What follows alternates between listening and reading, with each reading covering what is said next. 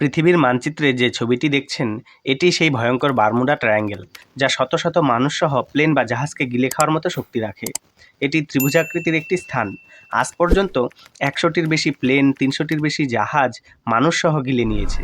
উত্তর আটলান্টিক মহাসাগরে অবস্থিত একটি রহস্যময় অঞ্চল, যা ফ্লোরিডা, বারমুডা এবং পুয়ের্তো রিকোর মধ্যে অবস্থিত ত্রিভুজাকৃতির অঞ্চল।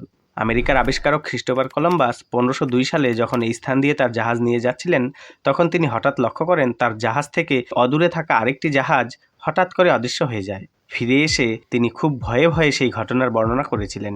আবার ১৯১৮ সালে ৩০৬ জন ক্রু মেম্বার সহ আমেরিকান নৌসেনার একটি জাহাজ বারমুডা ট্রায়াঙ্গেল দিয়ে যাত্রা করলে হঠাৎ নিখোঁজ হয়ে যায়, তার কোনো খোঁজই মেলেনি।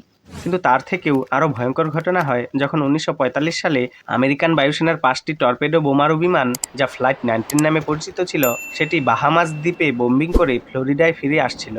হঠাৎ তাদের সামনে সবকিছু যেন অন্ধকার হয়ে যায়। প্লেনের নেভিগেশন সিস্টেম কাজ করা বন্ধ হয়ে যায়। কয়েক ঘন্টা তারা এদিক ওদিক অনিয়ন্ত্রিতভাবে ঘুরতে থাকে এবং ৫টি এয়ারক্রাফটই একসময় নিখোঁজ হয়ে যায়। তাদের সাথে এটিসি আর কোনো রকম যোগাযোগ করতে পারেনি। এই ঘটনার পর যখন ১৯ জন সদস্য সহ বায়ুসেনার একটি রেস্কিউ টিম সেখানে যায়, তারাও আর ফিরে আসেনি। অর্থাৎ এটি এমন একটি জায়গা যেখানে কেউ নিখোঁজের খোঁজে গেলে সেও নিখোঁজ হয়ে যায়। এমন অনেক ঘটনাই সেই স্থানে হয়েছিল। আবার এমন পরিস্থিতির মধ্যে থেকে কিছু লোক আবার ফিরেও আসতে পেরেছে।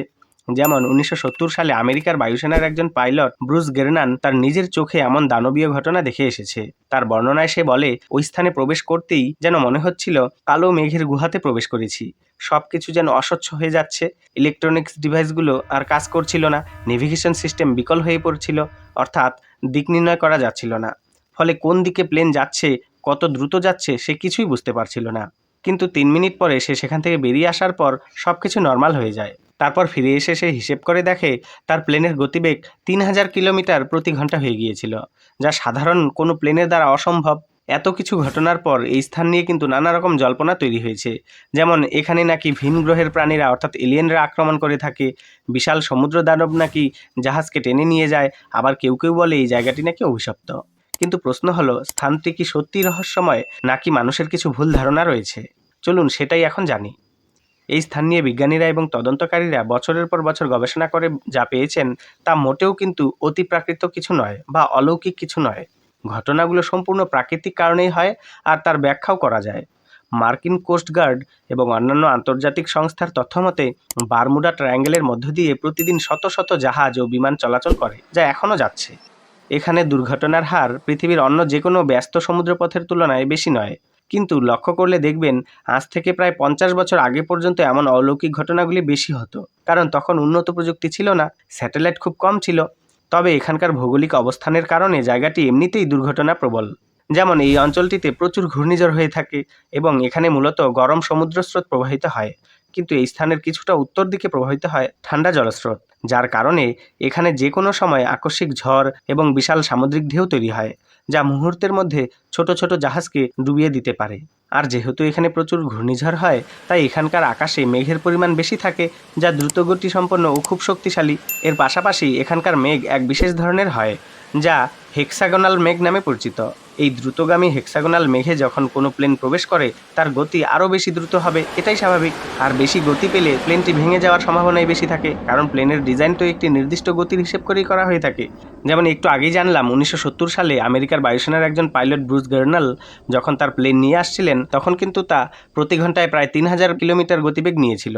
এত গতিবেগে একটি প্লেন ধ্বংস হয়ে যাবে, এটাই স্বাভাবিক। অন্যদিকে বারমুডা ট্রায়াঙ্গেলের তলদেশে রয়েছে বড় বড় আগ্নেয়গিরি। সেখান থেকে অগ্ন্যুৎপাতের ফলে প্রচুর পরিমাণে মিথেন গ্যাস বের হয়, আর এই মিথেন গ্যাস জলে দ্রবীভূত হলে জলের ঘনত্ব হঠাৎ করেই কমে যায়। ফলে জাহাজ চলতে চলতে হঠাৎ করে ডুবে যেতে পারে। জাহাজগুলো জলে ভেসে থাকার জন্য সাধারণত সামুদ্রিক জলের ঘনত্বের হিসেবে তৈরি করা হয়, কিন্তু হঠাৎ যদি জলের ঘনত্ব কমে যায়, তাহলে সেই ওজনের জাহাজ নিশ্চয়ই কম ঘনত্বযুক্ত জলে ভেসে থাকতে পারবে না। এটা একদম সহজ ব্যাপার। এখন রইল কম্পাসের ত্রুটির বিষয়টি, যার জন্য দিক নির্ণয় করা যায় না। আসলে বারমুডা ট্রায়াঙ্গেল পৃথিবীর এমন স্থানে রয়েছে যেখানে ভৌগোলিক উত্তর ও চৌম্বকীয় উত্তর একই রেখায় মিলে যায়।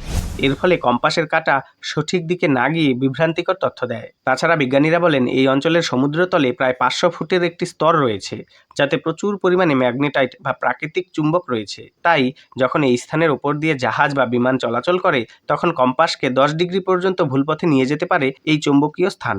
এর ফলে স্বাভাবিকভাবেই কম্পাস এখানে ভালোভাবে কাজ করতে পারে না। আর আগেকার দিনে নিশ্চয়ই স্যাটেলাইটের উপর নির্ভর ছিল না। সারা পৃথিবীতে বারমুডা ট্রায়াঙ্গেলই শুধুমাত্র একমাত্র জায়গা নয় যেখানে সমুদ্রের মাঝে এমন অস্থির অবস্থা তৈরি হয়। জাপানের কাছেও এমন একটি জায়গা রয়েছে যেখানে এই বারমুডা ট্রায়াঙ্গেলের মতোই একই ঘটনা ঘটেছে। 1980 সালে এক বিশাল জাহাজ সেখানে হঠাৎ ডুবে যায়। এরপর রেস্কিউ টিমের জাহাজ গেলে তারাও ফিরে আসে না। হয়রানির কথা হলো, এরপর বায়ুসেনা উপর থেকে খুঁজতে গেলে সেই প্লেনও ফিরে আসে না। জাপান সেই জায়গাটির নাম দিয়েছিল ড্রাগন ট্রায়াঙ্গেল। অনেকে আবার একে এশিয়ান বারমুডা ট্রায়াঙ্গেলও বলে থাকে। পরে বিজ্ঞানীরা জানান যে দুটি জায়গাতেই একই কারণ। এমন একটি জায়গা কিন্তু ভারতের মধ্যেও রয়েছে, তবে সেটা সমুদ্রের মধ্যে নয়, সেটা ভারতের স্থলভাগেই রয়েছে। সেই সম্পর্কে জানতে চাইলে কমেন্টে জানাবেন। আমি যদি অনেক দর্শক বন্ধুদের কমেন্ট পাই তাহলে অবশ্যই সেই বিষয়ে আলাদা করে ভিডিও বানিয়ে দেব। যাই হোক, এত কিছু জানার পর স্বাভাবিকভাবেই বলা যায় বারমুডা ট্রায়াঙ্গেল কোনো অভিশপ্ত জায়গা নয়, এটি বিশ্বের অন্যতম একটি ব্যস্ত সমুদ্রপথ। আধুনিক প্রযুক্তির যুগে এখানে রহস্যের চেয়ে বিজ্ঞানের জয় জয়কারই বেশি। আসলে মানুষের কল্পনা যখন তথ্যের অভাবে ডালপালা মেলে তখনই তৈরি হয় এরকম রহস্য। আর রহস্য আমাদের ভালোও লাগে, কিন্তু সত্য জানাটা তার চেয়েও বেশি জরুরি। তাই সবসময় সত্যের সন্ধানে থাকবেন। ভিডিওটি ভালো লাগলে একটি লাইক দিয়ে চ্যানেলটি সাবস্ক্রাইব করে আমাদের পরিবারে যুক্ত হয়ে থাকতে পারেন। ভিডিওর মধ্যে থাকা লিঙ্কে ক্লিক করে এখানে দেখানো জিনিসগুলো কিনে ব্যবহার করতে পারেন, যেমন জুতো, পোশাক, ইলেকট্রনিক্স বস্তু সব কিছুই। ধন্যবাদ।